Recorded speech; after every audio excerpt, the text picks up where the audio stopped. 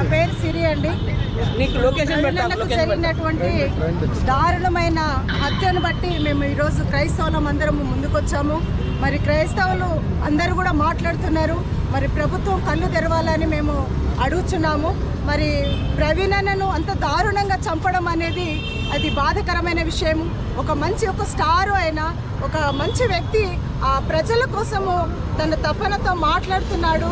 మరి మతము కాదు కానీ మార్గం అని మరి ప్రవీణ్ అన్న చెప్పడం జరుగుతుంది. మరి ఆయన చెప్పిన మాటలు జీర్ణించుకోలేక అతను మాదులు ఎంతో ఆయన దారుణంగా మరి ముఖం మీద ఎన్నో దెబ్బలు తగిలి ఉన్నాయి. మరి ఆ దెబ్బలను బట్టి ఎంతో క్రైస్తవులు దుఃఖిస్తున్నారు, బాధపడుతున్నారు.